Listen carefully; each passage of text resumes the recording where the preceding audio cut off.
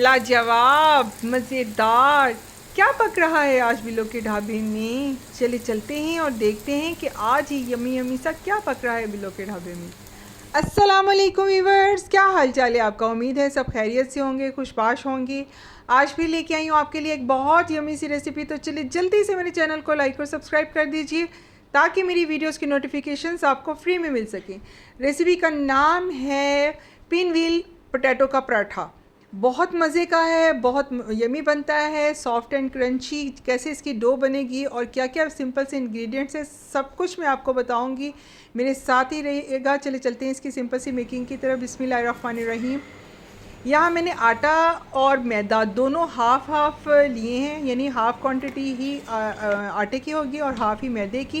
1 teaspoon इसमें मैंने salt डाला है और 2 टेबलस्पून इसमें देसी घी के डाले हैं। अगर आपके पास नॉर्मल घी है तो आप उस तरह करें, पहले आपने घी और नमक के साथ इसको गूंदना है और उसके बाद सिंपल पानी के साथ आपने इसको नीट कर लेना है।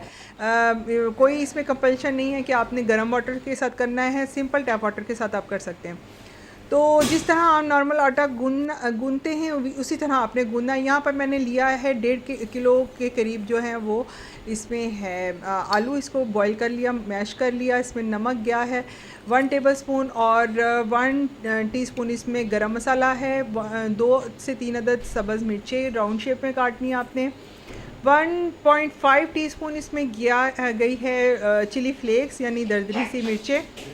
और यहाँ पर 1 टीस्पून जो है वो कसूरी मेथी है। 2 जो टीस्पून जो है वो सूखा धनिया है, ये भी मैंने दरदरा सा ही कूटा है। यहाँ पर अजवाइन आपने लेनी है 1 टीस्पून। तो यहाँ पर ये है हमारे लॉन के फ्रेश कोरिएंडर, सॉरी कोरिएंडर नहीं कह रही, मिंट लीव्स है। मिंट लीव्स भी आपने डाल देने हैं। जितनी क्वांटिटी आप की चॉइस है उतनी आप डाल सकते हैं। ये यहाँ मेरे पास फ्रोज़न कोरिएंडर है, ड्राई कोरिएंडर यानी धनिया है। आप इसको फ्रेश भी डाल सकते हैं, लेकिन गर्मियों में ज़्यादातर फ्रेश अवेलेबल नहीं होता, तो फिर मैंने ये फ्रीज़ किया होता है। तो ये मैंने डाला है और 1 टीस्पून इसमें डाला है अमचूर पाउडर। बस ये सिंपल से इंग्रेडिएंट्स है। आपने इसको अच्छी तरीके से मैश कर लेना है, गूंद लेना है इस पोटैटो वाले मिक्सचर को। और इसको एक साइड पे रखकर अब आपने आटे को हमने 1 से आधा घंटा जो है वो रेस्ट दी थी। और फिर आपने बड़ी सी डो इसमें बना लेनी है, यानी इसको इस तरह बेलना है कि ये रोटी से थोड़ी सी मैंने बड़ी इसको बेला है और उसमें मैंने अब घी लगा लिया। आप चाहें तो देसी घी लगा लें और चाहें तो सिंपल कुकिंग घी जो मिलता है ना, एक तो पाउचेस वाला, वो भी आप यूज़ कर सकते हैं। तो ये ज़ाहिर है मैं बच्चों के लिए ये स्पेशली जो है वो बना रही थी, तो इसमें फिर मैंने देसी घी ही यूज़ किया था। इस तरह से आपने एक पेड़ा लेना है इसका, पोटैटो जो मैश हुए हैं, और इसको आपने सारा स्प्रेड कर देना है अपनी रोटी के ऊपर। जब स्प्रेड कर लेंगे तो इसको इस तरीके से आपने रोल कर लेना है, ठीक है। बड़े आराम से, बहुत ज़्यादा आपने थिक इसकी लेयर नहीं लगानी, थिन सी लेयर लगानी है। बस साइडों को आपने इस तरह बंद कर लेना है और नाइफ़ की मदद से अब आपने इसको इवनली जो है वो कट्स लगाने हैं ताकि एक जैसे पराठे बने। अच्छा, इन पराठों को हमने बहुत बड़ा नहीं बेलना, क्योंकि पिन व्हील की हमने देना है इसको, तो ये छोटे ही रहेंगे। बस आपने इसको इस तरह करके खोल लेना है इसकी, ताकि ये दरमियान से जो इसकी जो पोटैटो की फिलिंग है वो नज़र आए। और हल्के हल्के हाथों से इसको साइडों से घुमाते रहना है ताकि इसकी जो लाइंस हैं, जो लेयर्स हैं, वो ख़राब ना हो, ठीक है। इस तरीके से ये देखें, मैं आपको दूसरा भी दिखाती हूँ। सेंटर से आपने खोल लेना है और इसको हल्के हल्के हाथों से, जैसे आम नॉर्मल आप रोटी का पेड़ा बेलते हैं उस तरीके से आपने बेल लेना है, ठीक है। और दरमियान से ऐसे प्रेस करते रहना है। तो बस ये आपने इसको उस बेलने की मदद से जो है ना, वो बेलने की ज़रूरत ही नहीं है, हाथों से ये बड़ा अच्छा सेट हो जाएगा, क्योंकि हमने इसमें मैदा और आटा दोनों का यूज़ किया हुआ है। तो ये बड़े क्रंची से और बड़े मज़ेदार किस्म के बनते हैं। अगर आप इसको प्लेन आटे के साथ बनाने चाहें तो भी ये बहुत मज़े के बनते हैं, लेकिन आटा गूंदते हुए भी आप घी और नमक ज़रूर डालिएगा।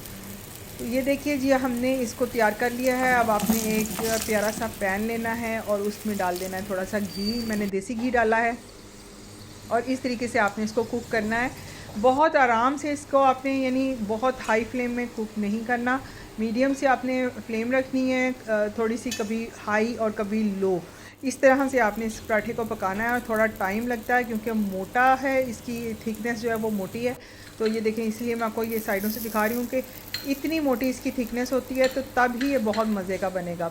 तो अगर आप इसको पतला कर देंगे तो इसका जो वो व्हील की तरह का जो डिज़ाइन है वो ख़त्म हो जाएगा। तो इसलिए ये देखें जी, हमारे पराठे बड़े मज़ेदार किस्म के तैयार हो गए हैं। ये 1 बाय 1 मैं आपको दिखा रही हूँ और कितनी अच्छी लुक आई है इसकी, ये देखें जी। इंशाल्लाह आपके बच्चे जो हैं वो बहुत शौक़ से इसको खाएँगे। ज़रूर ट्राई कीजिएगा और मुझे कमेंट सेक्शन में बताइएगा कि आपको मेरी ये रेसिपी कैसी लगी।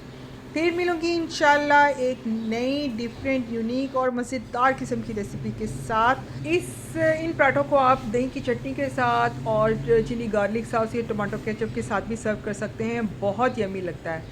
तो फिर मिलूँगी इंशाल्लाह और मैं आपको इसको तोड़ के भी दिखाती हूँ कि ये इसकी क्रिस्पीनेस चेक करें।